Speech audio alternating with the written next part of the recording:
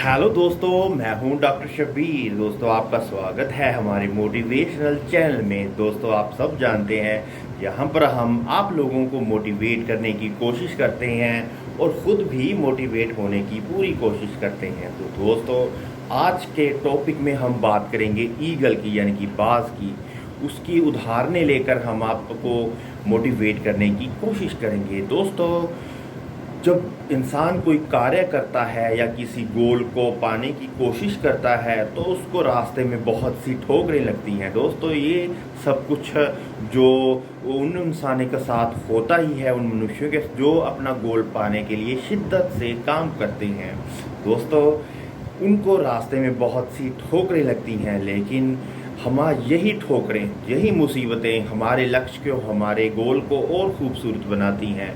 तो दोस्तों, ठोकर खा के गिरने के बाद जो इंसान खड़ा होता है और बार बार उस ठोकरों को झेलता है और दोबारा से उनको दूर कर दोबारा से फिर अपने लक्ष्य की ओर चलता है, तो दोस्तों ऐसा मनुष्य अपने जीवन में ज़रूर कामयाब होता है। जो उसका गोल है वो पूर्ण समर्पित होता है और वो आगे जाकर और बड़े बड़े काम करते हैं। दोस्तों, मोटिवेशनल ईगल की बात कर रहे थे हम।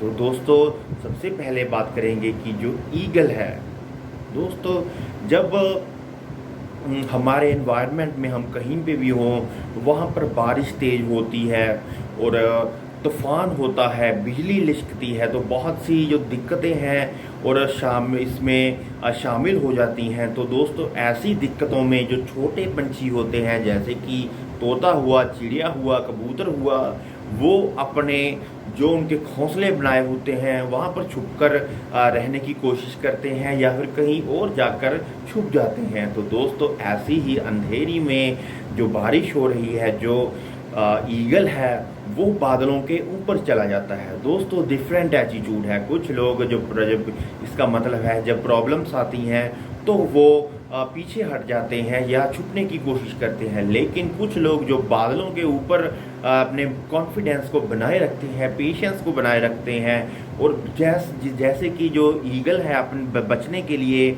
अंधेरी से, तूफान से, वो बादलों के ऊपर उड़ने लग जाता है। ऐसे ही अगर आप अपने प्रॉब्लम्स को एक तरफ कर रखे, अपना फोकस, अपना ध्यान अपने गोल की तरफ लगाएंगे तो आप जरूर ही कामयाब होंगे। और दोस्तों, आगे बात ईगल की, यानी कि बाज की बात हम करते हैं कि इसकी जो लाइफ स्पैन होता है वो 70 ईयर्स का होता है। दोस्तों, जब जो ईगल है 40 साल का हो जाता है तो उसकी जो चोंच होती है वो काबिल नहीं रहती कि किसी शिकार को मारे या उसको खाए। और दोस्तों, उसकी चोंच बिल्कुल ही नकारा हो जाती है शिकार, और इसके साथ ही जो उसके पंख हैं वो भी उड़ने के लायक नहीं रहते और साथ में जो उसके नाखून होते हैं वो भी बहुत वीक हो चुके हैं। तो दोस्तों, जो ईगल है इन प्रॉब्लम्स को झेलता है। कहने का तात्पर्य ये है कि 40 साल की उम्र में जो ईगल है बहुत सी प्रॉब्लम्स, बहुत से डिप्रेशन के साथ जूझता है। दोस्तों, वो क्या करता है, अपनी चोंच को दोबारा से अपने जो कि चट्टान पर मार कर उस चोंच को तोड़ देता है, जिससे कि उसकी नई जो चोंच आ जाती है। और दोस्तों, इसी के साथ वो अपनी चोंच के साथ जो उसके पंख हैं नकारा हो गए हैं उनको भी उखाड़ देता है, जिससे कि वो नए पंख वहाँ पर आ आएँ और इससे उसकी जो लाइफ स्पैन है 30 साल बढ़ जाता है। यानी कि कहने का मतलब कि जैसे कि ईगल को बहुत सा इसमें दर्द होता है, बहुत परेशानी होती है। दोस्तों, अगर आप चाहते हैं आप भी ऐसे ही अपने परेशानियों में, अपने दुखों को झेल जाते हैं, तो आप लंबा लाइफ स्पैन और सक्सेसफुल लाइफ स्पैन बना सकते हैं। और दोस्तों, पास का जो फोकस होता है वो बहुत ही बेहतरीन होता है। दोस्तों, वो बहुत सी बड़ी ऊंचाइयों से नीचे जो प्राणी होते हैं, छोटे गिलहरी, उन पर टिका लेता है और कुछ भी हो उनसे नज़र दूर नहीं हटाता। कहने का मतलब अपने गोल के लिए जो उसे प्राप्त करना है उसके लिए वो पूरे से पेशेंस रखता है और फोकस रखता है, जिससे कि जो बाज की, जो ईगल की उम्र है लंबी हो जाती है।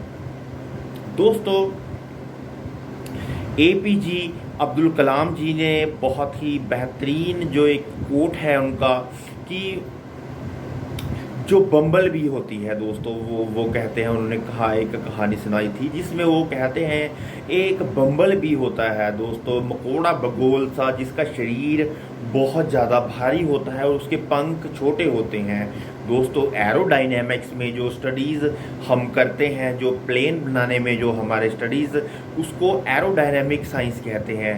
तो दोस्तों साइंस के अकॉर्डिंग वो उड़ नहीं सकता, क्योंकि उसका शरीर फिर भी बहुत भारा होता है और पंख बहुत छोटे होते हैं। लेकिन बम्बल भी कभी भी हार नहीं मानता दोस्तों, वो इस तरह से अपने पंखों को हिलाता है कि ये एक भंवर सा बन जाता है, जिससे कि वो उड़ने में समर्थ हो जाता है।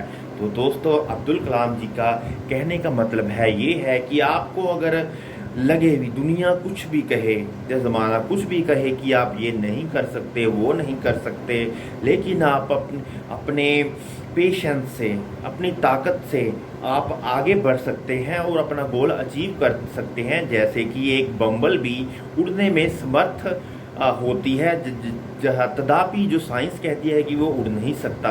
और दोस्तों ऐसी ही एग्जाम्पल्स बहुत सी एपीजे अब्दुल कलाम जी ने दी गई हैं उनके द्वारा दोस्तों। वो कहते थे कि जीवन में विजन का होना, गोल का होना बहुत ज़रूरी है दोस्तों।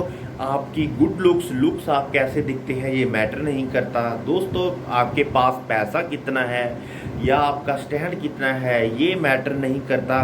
मैटर करता है आपका विजन और आपका हार्ड वर्क दोस्तों। जितने भी महान प्राणी हुए हैं हमारी दुनिया में, उन्होंने बहुत से दुख झेले होंगे, बहुत सी कठिनाइयों का सामना किया होगा, लेकिन फिर भी उन्होंने अपने गोल की तरफ जाना नहीं छोड़ा और अपने गोल की प्राप्ति की।